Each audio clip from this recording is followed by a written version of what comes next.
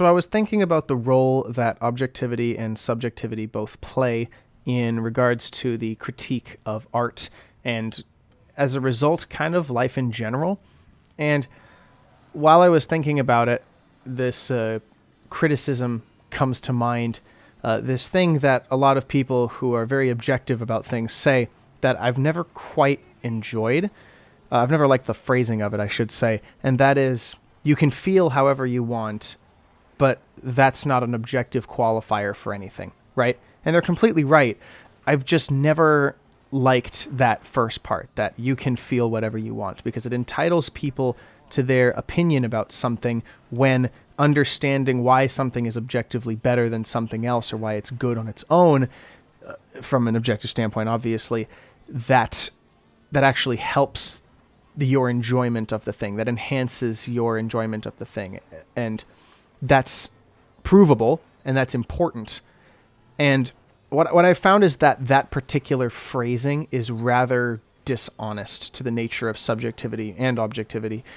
Because if you apply that to something in the real world, you can say that you subjectively feel good about watching someone be murdered, for example, which on an objective level is just not good to enjoy. That's a problem, a big problem. And that kind of rationale applies to art critique too. You can't just like something on an arbitrary level when it's very obvious that it's improper, when it's poorly created, or the subject matter is of a rather explicit nature that does not deserve the praise you give it. And I understand what the point of the phrase is all about. It's to actually attribute credit to the free will of people. We are capable of feeling whatever we want towards something, but not necessarily whatever we want. It's just that we're capable of feeling a certain way towards a certain thing. And we allow that a lot of the time to cloud our judgment of the actual thing. And of course, there's a range of acceptable outcomes, especially when it comes to critiquing art. And I understand that there are subjective experiences that shape one's belief towards a certain thing.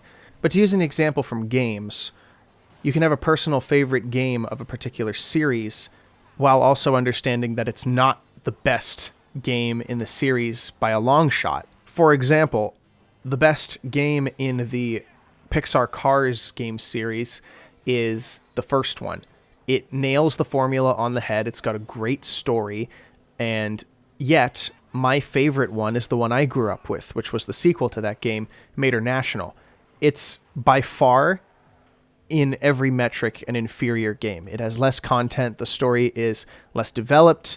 The mechanics are basically the same. It's overall like, it almost feels like a tech demo when compared to the first game. But I enjoy it because of the memories that it provides. And in the range of acceptable outcomes, it's still a very playable and very enjoyable game. It's just not as good as the first one. And all the other games do different things that don't necessarily live up to the first one, and some of the games don't even try to. They very much go off and do their own formula, especially the Cars 2 and 3 games, although Cars 3 is just a massive ripoff of Cars 2, so that does make it an inferior game. And I also have that game, and I very much enjoy playing that game too, because it's just what I have access to, but it's a good game. I enjoy getting good with it. It's just not a great game by any means. So I was talking with my fiance about this, and she focuses on a different part of the phrase than I do, really. She focuses more on the you can feel whatever you want. She wants to understand the motive behind people's actions, thus adjusting her approach to the conversation in good faith, right? So she likes understanding where people come from insofar as why they believe what they believe and how to navigate the conversation as a result, regardless of whether she thinks their beliefs are right or wrong.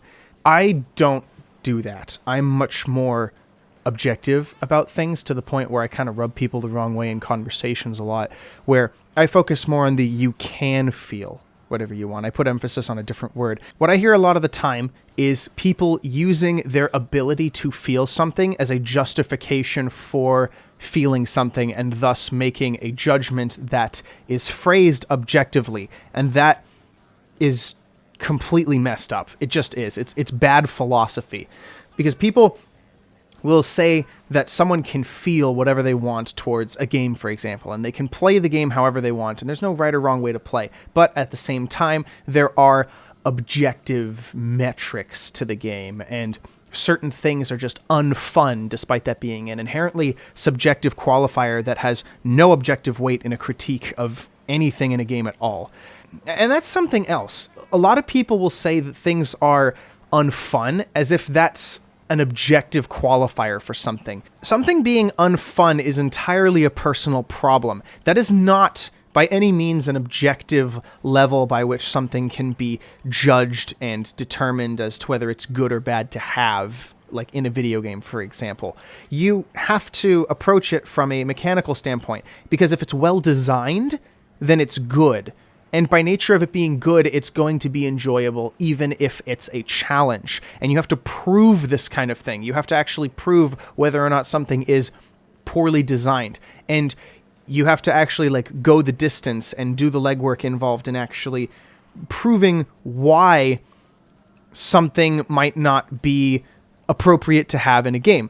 And typically what's supposed to happen, right, is that when you experience something, you have this emotive response first, because that's how people behave. People are very emotive creatures. But then the logic train is supposed to catch up and run alongside the emotion.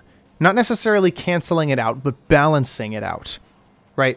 Like, for example, in Team Fortress 2, if you get headshot by a sniper and you don't appreciate that because you don't like how you died so instantaneously, you're supposed to take a step back and think about it. Okay, was I poorly positioned? Like, I was asking for this, right? Like, the sniper's just doing his job. I was doing mine. I was racking up kills. The sniper got me. And now I have to respawn and reassess what I'm going to do. It gives his team some time to recover. And at the same time, now I have a new target to think about. I have a person to prioritize in my mind and think about, communicate with my team, right?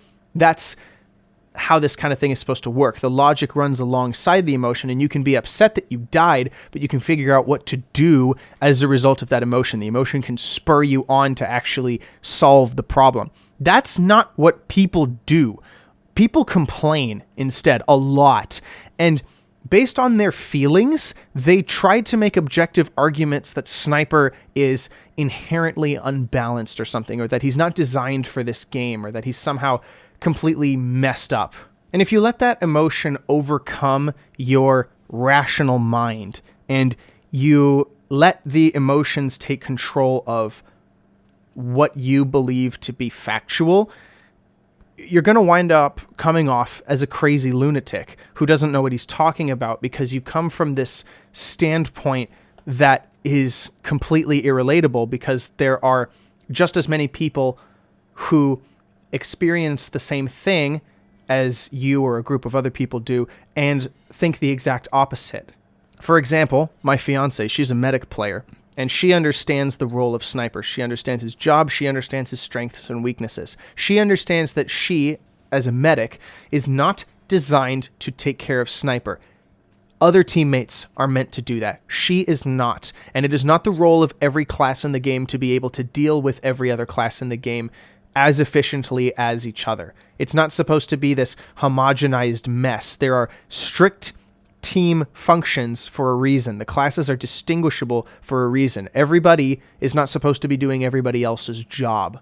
I think the very fact that Pyro can even destroy sappers in the first place takes away from Engineer, because while it does help his team, it doesn't enable Pyro to do his core function as a ambush class. He's supposed to be the guy flanking around with Scout and being this force that people don't expect when they expect a Scout or a Spy.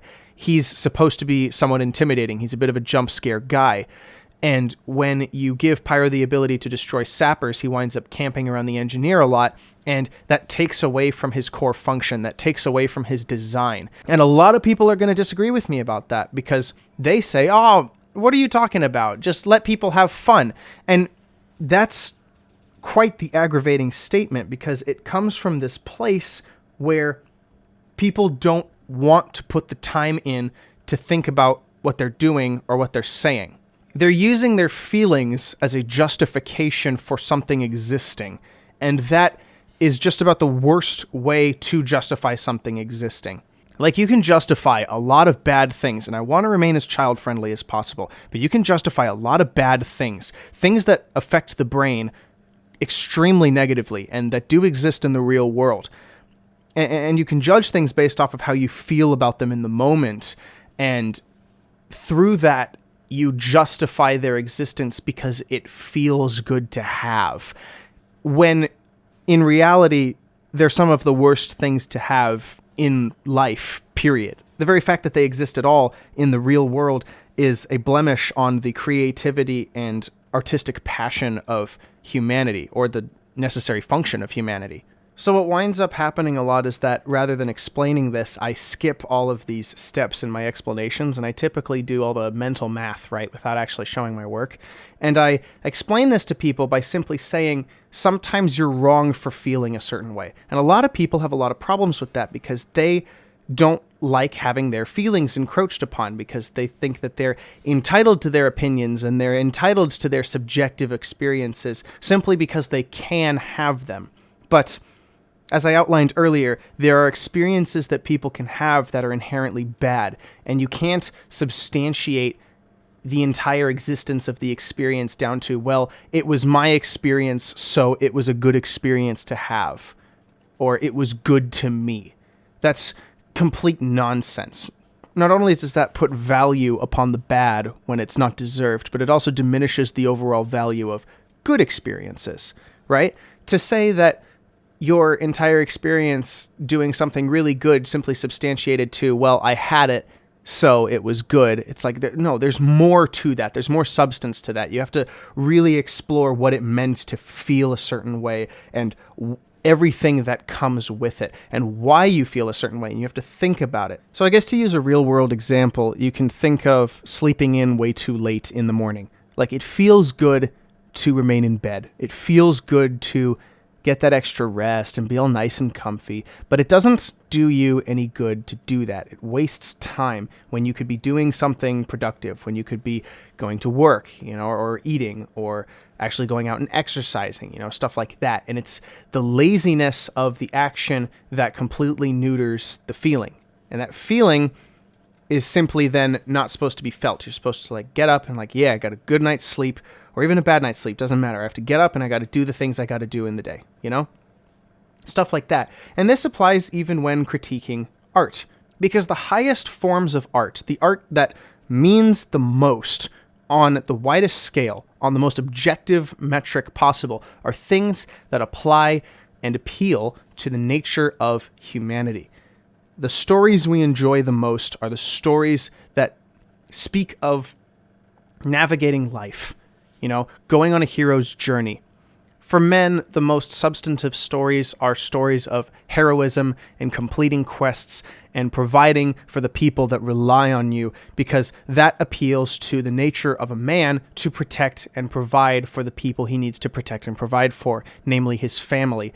But that's why Lord of the Rings is so significant too, from the perspective of Aragorn, right? And his own story, eventually rising to become the king.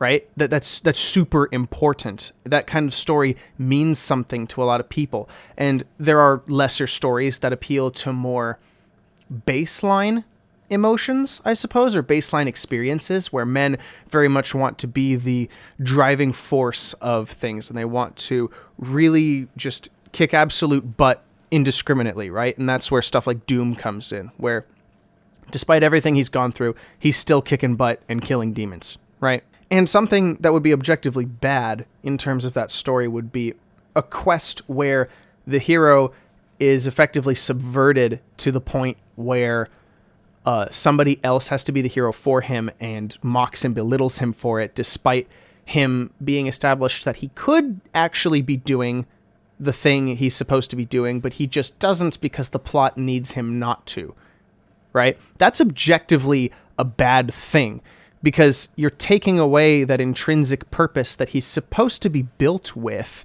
both established in the story and just through common sense, and you're subverting it and mocking the character for it. Think like Luke Skywalker, basically, from the sequel trilogy of Star Wars, right? And you get people who feel a certain way about the movies or feel that they were good movies, and that's okay for them because they get to feel the way they want to feel. And I hate to be the bearer of bad news here, but I'm effectively saying no, you can't.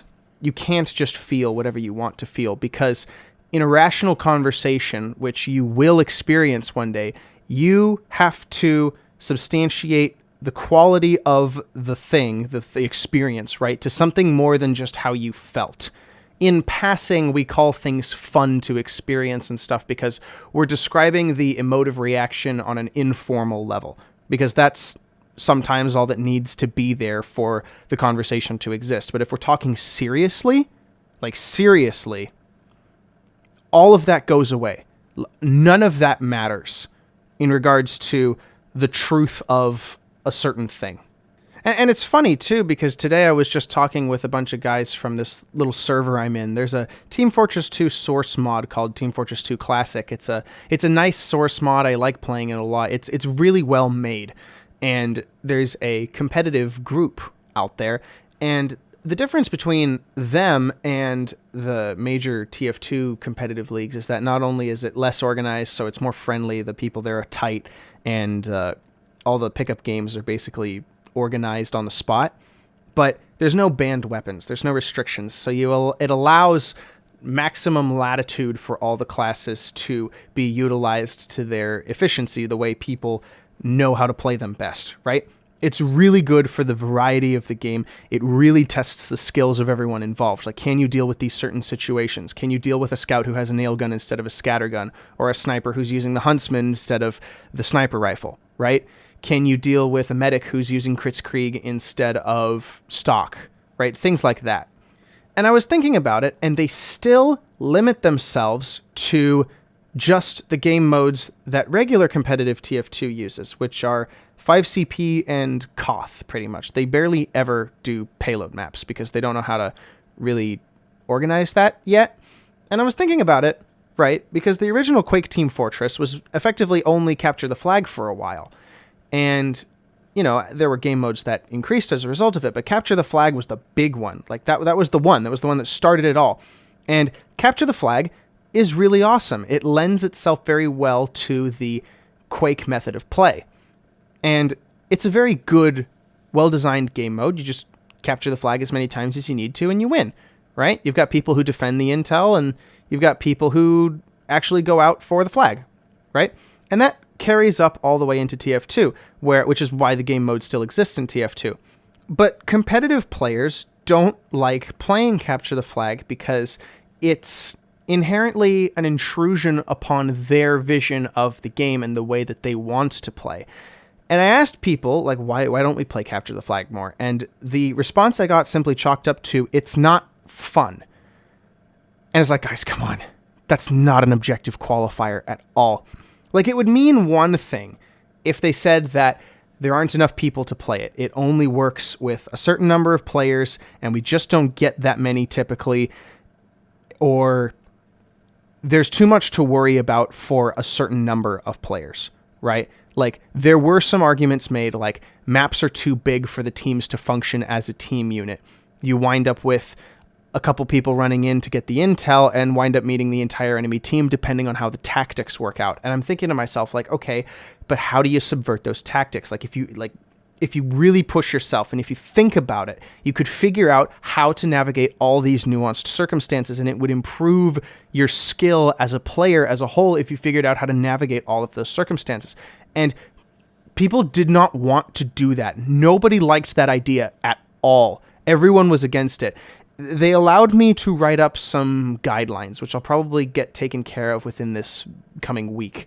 But they wanted me to write out some guidelines as to how capture the flag would even be played in the modern TF2C setting, because they don't see it as worth their time to even figure out how to manage. And they'll probably say no to it anyway because they're already resigned to the idea that it's unfun to play, and they treat that as their objective metric of the game mode as a whole, and they don't put any more thought into it because they just don't want to. And that's really frustrating from an honest dialogue standpoint, because you can't talk to people who think like that. You can't have rational discussions with people who think like that, because they have set themselves against you in the regard that they're not going to take what you say seriously, and they're resigned to think the way they think simply because they can, and no one's going to change their mind. I mean, gosh, the amount of times I've heard people say that they're not going to change their minds about Sniper being overpowered simply because that's what they've been told, and that's just how they think, and they don't want to change their minds about it at all, despite all the critical thinking involved in that discussion pointing to the opposite conclusion. And like, there's substantive evidence to prove there, and no one cares, because in this day and age, no one's designed to care about anything like that, it seems, and I'm the criminal for caring this much or taking things too seriously or something like that. It's extremely disappointing to see people use their feelings as some kind of objective metric for something being good or bad, and then saying people can enjoy things the way they want and play the game the way they want and this and that and blah, blah, blah. And it's like, yes, you could, but that probably won't serve you in the long run. Right? Like, I could race the track backwards on a certain racing game or something, but that's not going to be conducive to me actually achieving anything in the game. There's no progression to be had there. There's no goal that's actually being met, because I'm going against what the game actually sets out to be the goal. I'm not actually racing for the finish line. I'm going against that design. And it's the same sentiment with so much of TF2's fan base. And I don't know if it's the YouTuber fan base or if it's the player base itself, because it's very well established that they're two completely different audiences, but I digress. It's very difficult because there's so many people who say, oh, I'm just going to play the way I want, and I'm going to play with my own gimmick. And that's fine, but it doesn't do anything conducive for the team, which is the entire point of the game. The game is designed to where the team functions as a unit where everyone does their job and tries to do their job to the best of their capabilities. And if one team does better than the other, they just do better than the other. And people killing friendlies are very much justified in doing so, simply from the standpoint that they're actually playing the game the way it's designed. They're killing enemy team members, potentially to, actually achieve the objective of the game. And people get mad about that because they encroach on the personal freedom of players or something. And that's not what it is. What it is the friendlies pushing their ideals, or lack thereof, I suppose, upon the person who's actually trying to play the game, and insisting that someone not take the game as seriously as they want it to. And on a very surface level standpoint, interacting with friendlies in a friendly manner is emotionally satisfying. I'll admit that I've done my own fair share of being a friendly on 2 Fort servers. And what that eventually substantiated to was nothing.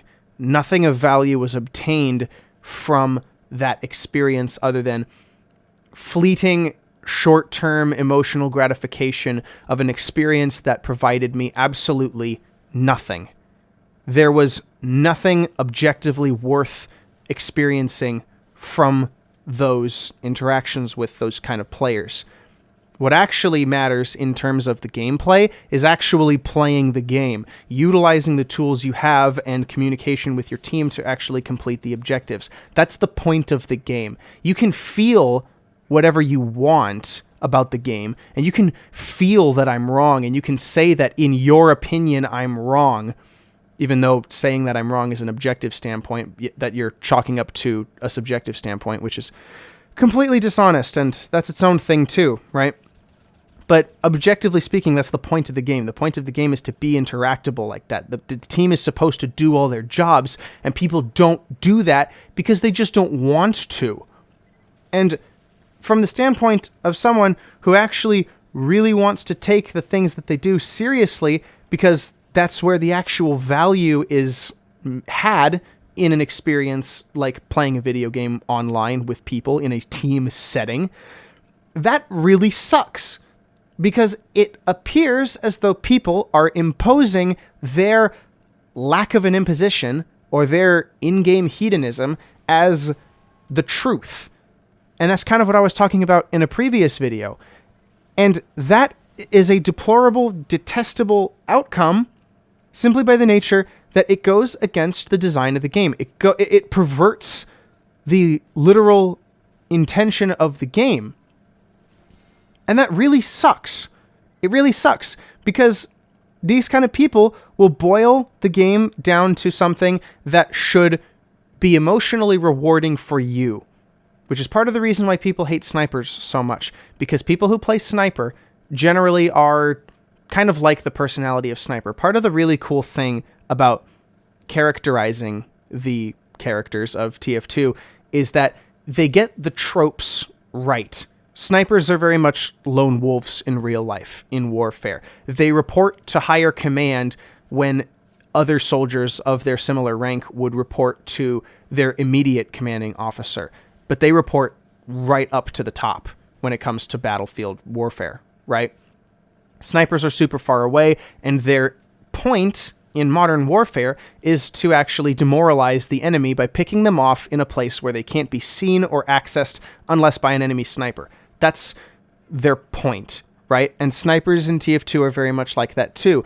However, unlike most shooters, they are far more forgiving in the sense of their damage output and the ways in which they can be dealt with, because snipers can be dealt with in so many ways it's not even funny.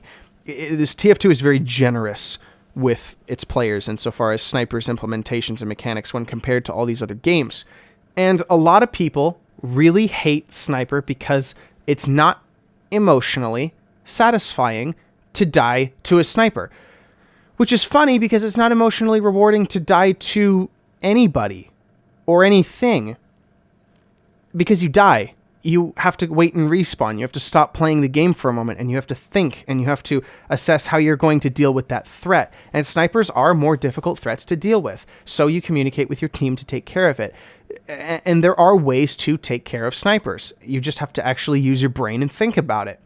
And I don't know where this idea comes from, where people can get off using their feelings as a justification on an objective level for why things are bad. Because games and art as a whole are not simply made for fun, right? A game isn't good because it's fun. It's fun because it's good. All right? A well-crafted, well-designed, thoroughly thought-out experience will be enjoyable emotionally and objectively by nature of it being objectively good, right? That should go without saying. That sounds really redundant. This should be obvious. And people think that video games are there to serve them in this weird regard, right? People think that video games are meant to be had fun with. That's not what video games are for. That's not what any experience is for. That's not what sports are for. That's not what arts themselves are for. Arts are meant to give us an experience worth having. They're meant to teach us things sometimes, depending on the medium, things like books and movies and stuff like that. And insofar as games, both physical sports and game sports, they are designed to be a test of your intellect and skill. Physically, whether it's kicking a ball in a net, or shooting a puck in a net, or hitting a ball as far as you can down a stretch of grass, stuff like that are tests of your physical capabilities. They are also tests of how efficient you are at actually accomplishing the tasks you are set out to do as a member of the team, right? And video games are exactly the same way, especially Team Fortress 2. You have a role in your team that you're meant to accomplish because that's what the game is designed for you to do. It's designed to be an experience that is rewarding by nature of it being well designed. The team nature of it all is cohesive. It all makes sense. You have a job, and you're supposed to do that job as well as you can, right? Medic is not designed to kill. Medic is designed to facilitate all his other teammates to kill. Sniper is not designed to rush headlong into the front lines. He's designed to sit back and enable his team to function better in the front lines by taking care of high priority targets from a distance. Spy is designed to take care of the threats that his team can't see, whether that's a sniper that's just really bugging them, or if it's an engineer building his buildings in a flank spot, or if it's a medic waiting to build uber charge in the backline, right? These are things that are all intentionally designed. These are all things that matter. And you should not ever remove that substance from the game to simply appease your feelings. Competitive players do that with them in their stingy little metas, and casual players do it by nature of just not wanting to have their fun imposed upon. They don't want to do anything at all. And both of these extremes wind up creating a fan base that is extraordinarily, impossibly insufferable to manage, because the casuals come off as either smug or incredibly vitriolic when you contest their ideals, and competitive players come off as, go away, kid, you're bothering me. Like, you don't know what you're talking about. Let the pros handle this. Right? And YouTubers certainly don't help this, because they make the most money and they get the most views, and they get as popular as they are by being as subjectively oriented as they are. People very easily get popular by being middle of the road, because appealing to the middle of the bell curve is what gets you the most popularity. Being as middleweight as possible is just what gets you clicks. It's just what it does, because it's generalized enough to be palatable for a majority audience. And sadly, the majority audience is not intellectual enough to understand this kind of logic trap, right? And it leaves me way out as an outlier, where I try to explain these things to people and nobody understands what I'm talking about. And I have a really hard time phrasing things. So this is another attempt to really try to phrase things properly. And if I haven't done so, I'm sorry. I will probably address it again in the future in a main channel video or another video here. Now, this is where I was going to end the video, but I thought of other things to say the following day after I kind of sat on it for a bit, and I had some more things to say. And it's mostly addressing this point that I've heard a lot from people I talk to about this kind of thing, where they basically say something to the effect of, you don't like fun, or you're not a fun fella, like you must be real nice at parties, right? That kind of thing. And it's not that I'm incapable of experiencing fun or enjoyment, which is the higher level of it, right? In the same way that everybody else does. I am very much capable of it, and I actually have a recent example of this. Recently, a friend of mine came back to visit his family from the Air Force. I haven't properly visited with him in, probably since he left, which was about 2 years ago. My PlayStation 4 is his old PlayStation 4. He gave it to me when he left because he decided to get an Xbox while he was out there, and he gave me all his games. And when I used to hang out with him, we would play Call of Duty Modern Warfare 2019. We would play deathmatch together, basically, and try to see who could get to a certain number of kills first. And it was really, really fun, because it was helping me grow in skill in the game, and he had fun fragging me a lot, basically. And we would put little spins on it, and when we visited again recently, we did exactly the same thing like we used to do. We would leave the room, right? One of us would leave the room, and the other person would make a loadout for the person, right? So if I would make a loadout for him when he wasn't looking, and he would make my loadout when I wasn't looking. And when we jumped into the match, we'd get a good look at what we had. And we got very good at giving each other really bad stuff that we then learned how to navigate the use for in match, right? And it wound up leading to matches where I almost did beat him, but much like his tradition, I still have yet to beat him in a single deathmatch game. He has all the wins against me, and I have yet to win a single time. And that might wind up being the case for many years to come, because that game, I still don't fully understand it. I didn't grow up with military shooters. I didn't grow up with realistic shooters. So it's still very difficult for me to get used to. But it's a lot of fun experiencing that with him, because that's something that really holds a lot of value in my heart, and I'm sure in his.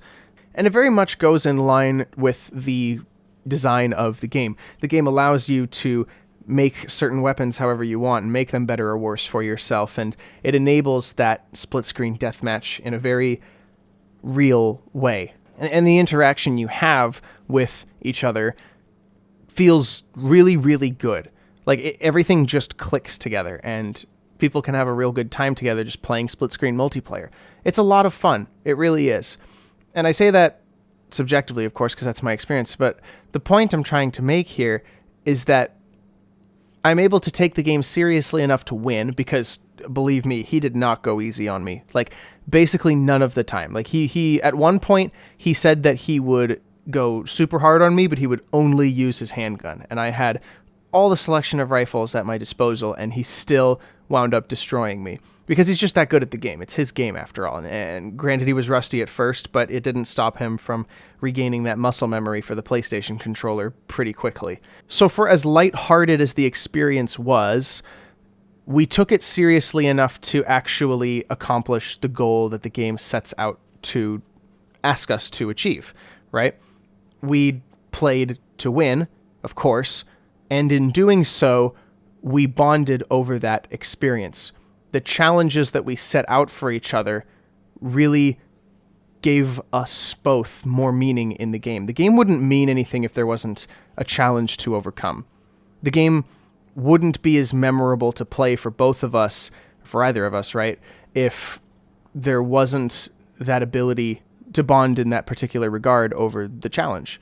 And it's very much the same way with another game that I used to play a lot with my friends back when they all still lived here in the same state with me, which was Mario Kart 64.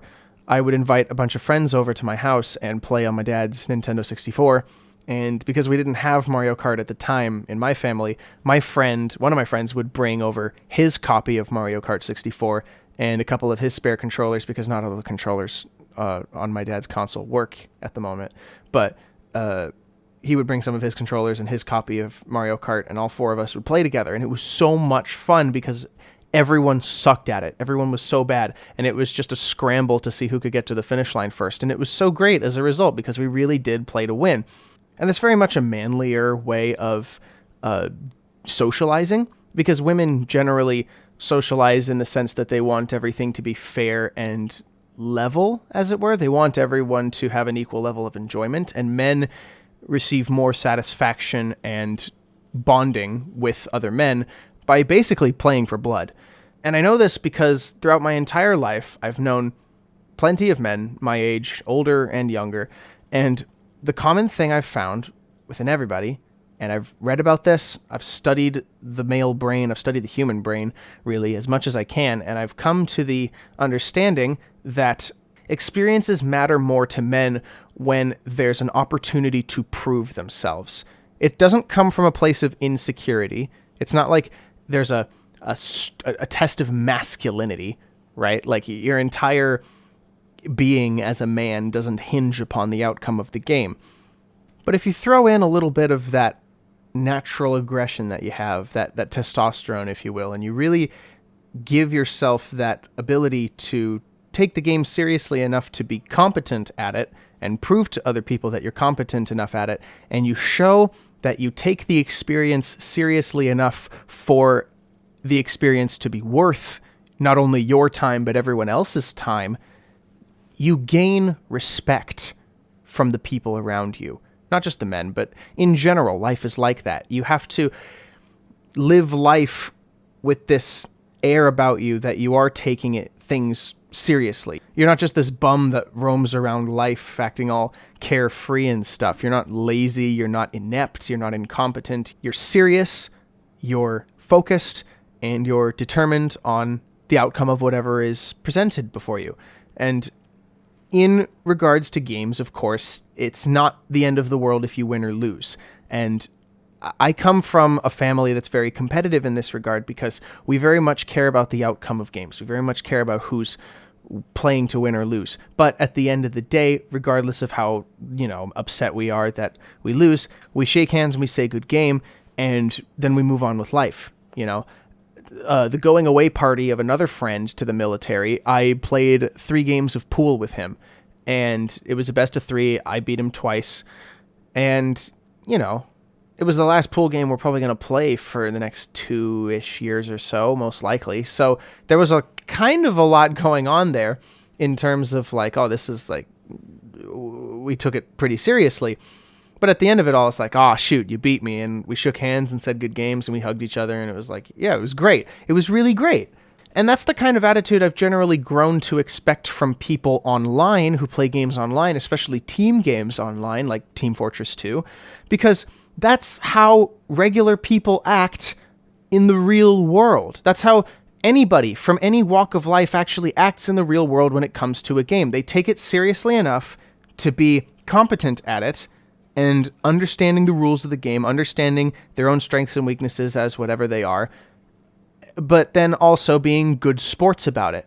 And what I see from an online gaming area like Team Fortress 2, and I don't know if this permeates into other gaming cultures, but it probably does to some extent, is that good sportsmanship and that lightheartedness and that good-naturedness between people to take something seriously enough to win, while also understanding that obviously your life doesn't depend upon it. It's not an e-sport type of event where you desperately need to play to your highest level, but you do need to take it seriously. And a lot of people I know don't even admit that. A lot of people just say that it's not even worth taking it that seriously because you should just be playing for fun, bro. And if what I just described, if this experience that I've described and laid out for you from my experiences of having fun, right? If this is what people mean when they say they just want to have fun, they phrase it in the most disingenuous way possible.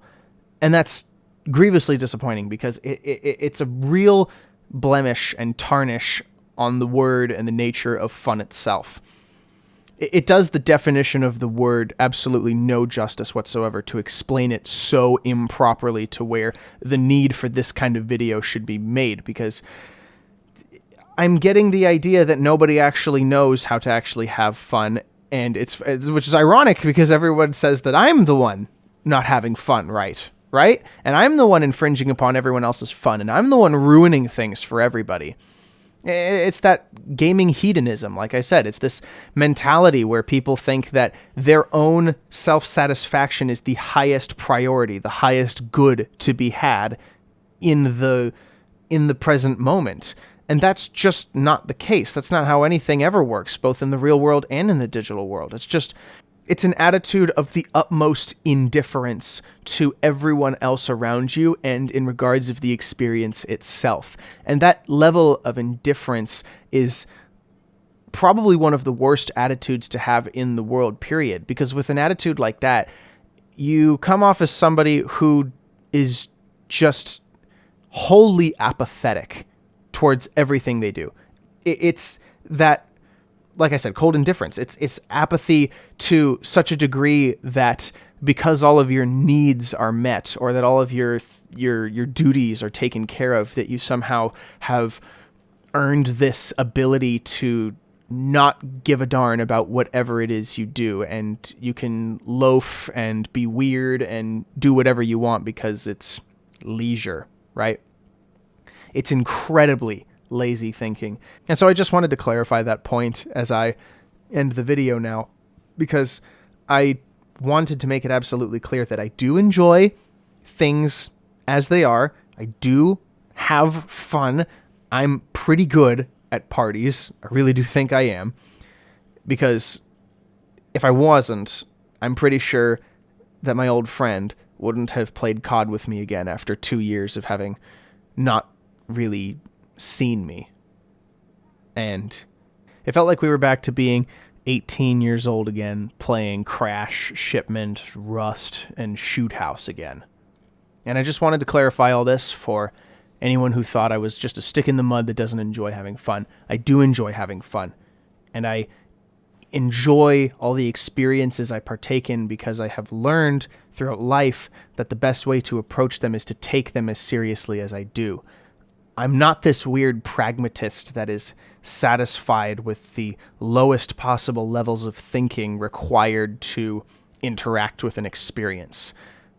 I'm the kind of guy that really tries to think about what he's doing all the time and understanding the reasons for why things happen, why I have emotive responses to things, why I'm confused by things, why things are even fun in the first place, like the inherent substance of the thing, the objective qualities that make the experience what it is. Because in that way, I grow in love of the experience.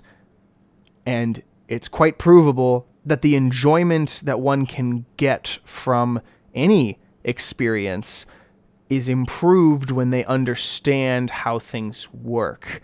It's kind of like the appreciation people have for certain filmmaking techniques.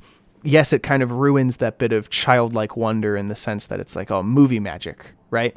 And when you learn the secrets about movie magic, you understand more fully what everything actually does and what it is and what it means. And it's just so gosh darn interesting, because then you never watch it the same way again, and you see it and you know how this part of the movie was made, or how they got this effect to work, if it's practical effects, right, from an older movie. And you understand it and you appreciate it because you can now see with more informed eyes how the effort was produced for that kind of thing to exist. And that level of meaning shouldn't be taken away or neglected just for the sake of some shallow fun. That's petty and semi-narcissistic to that degree. It's wholly selfish. Like I said, cold indifference and apathy to the highest order when it comes to experiencing art and most experiences in life. And that's all I've got to say. It's a bit of a longer video this time around, and I'm sorry that it took so long to upload. I'll do my best to keep uploading from here on out, but I just wanted to have this unscripted moment with you all. Let me know what you guys think, because this kind of conversation will forever remain important as long as there are people willing to still critique art and objectively quantify it for what it really is.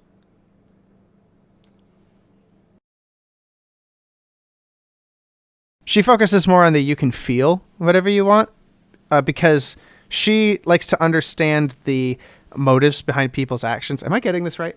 Okay. You can just scream at me if I'm saying something wrong so that I could stop. I'll have it as an outtake at the end. Yeah. You sound like I have you on a leash. I'm just trying to represent your perspective appropriately. That's all.